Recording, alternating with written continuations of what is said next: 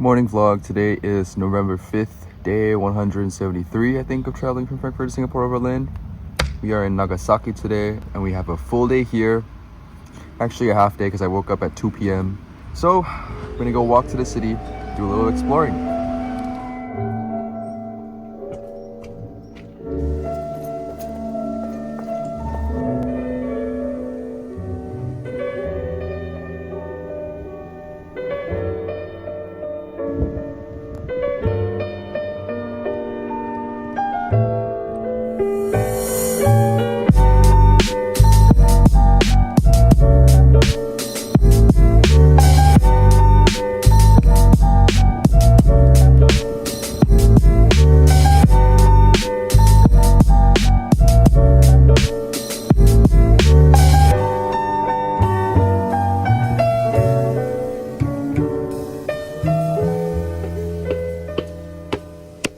Alright guys, that was a very Japanese entrance to come up to this Christian cathedral.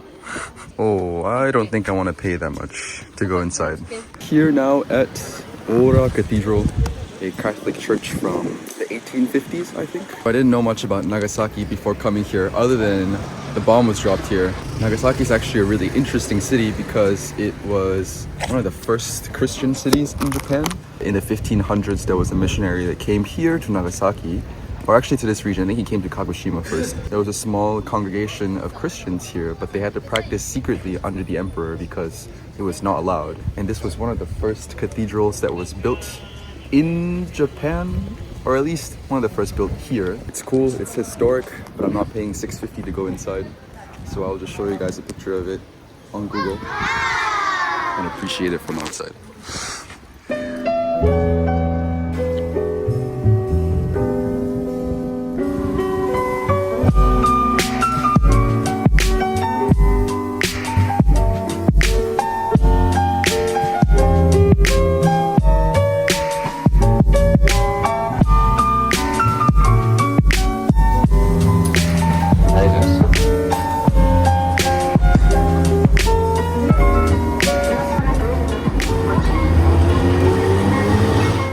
The sun is about to set, so I've made it up here to the atomic bomb hypocenter.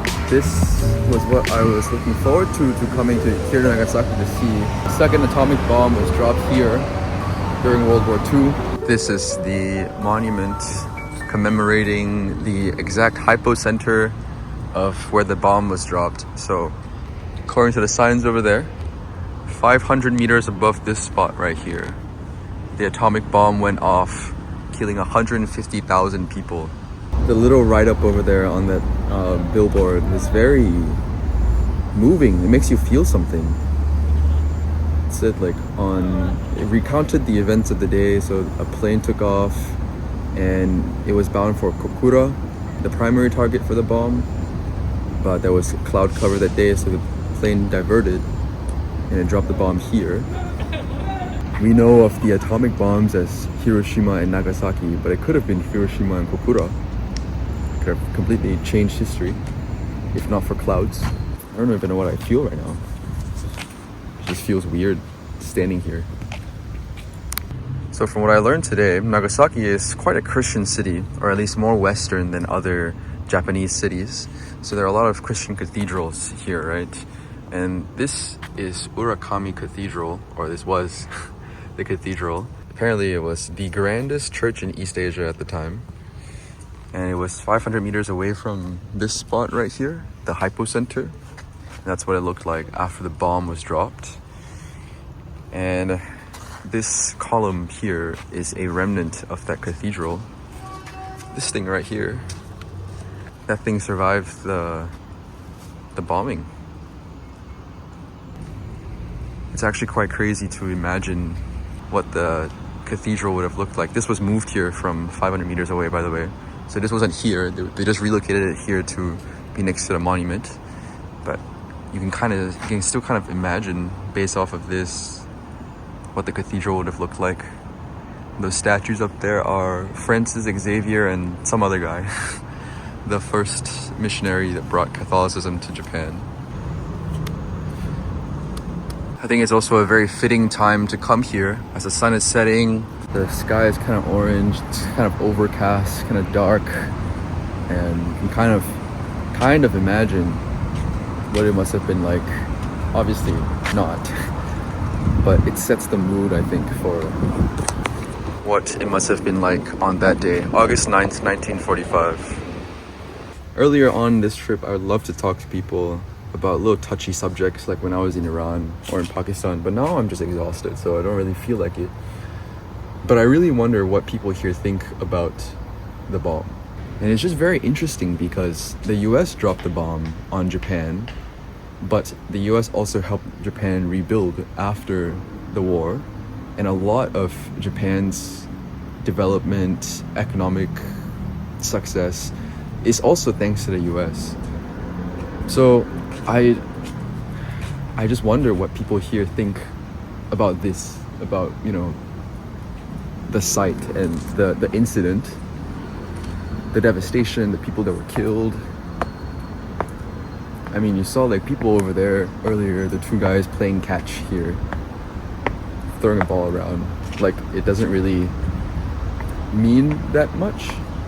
I don't know. You know, I feel like if it were a solemn, somber place, then they wouldn't really be here just playing ball, you know?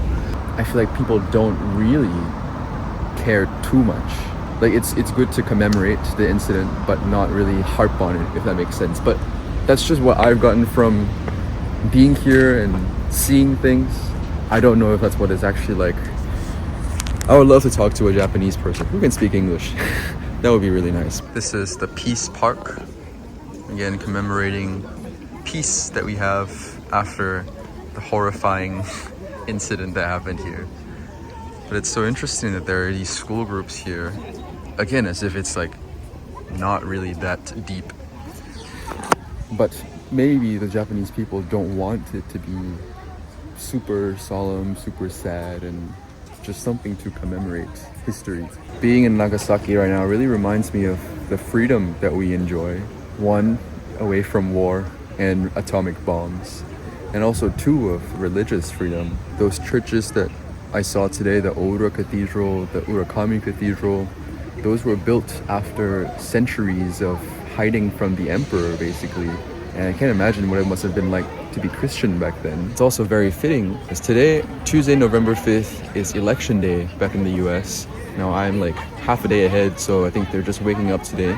At the end of today in the US, there should be a new president, I think. I don't remember how voting works, if they'll get the results today or not. But it's a big day for freedom. Just being here really, it's very, makes you think about life. And look at the dogs. What the dog doing?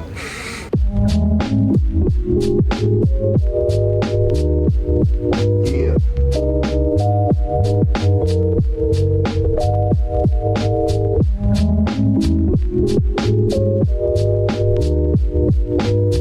Alright guys, that's enough feeling for today. We're gonna go into Family Mart.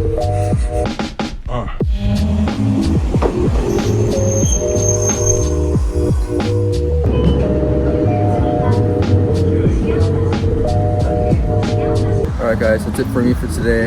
I'm heading up the hill now to my guest house. It's a really cool, chill day in Nagasaki today, seeing the city. Tomorrow I'm going to Kagoshima, the long way. We're going to be skipping out on the Shinkansen because it's way too expensive. And we're going to be taking a train, ferry, a bus, I think, to Kagoshima. So it's going to be a long day tomorrow. I'm excited for that. Thank you guys for tuning into the daily vlog. See you guys tomorrow for a long travel day again. Thank you. Good night. Bye bye.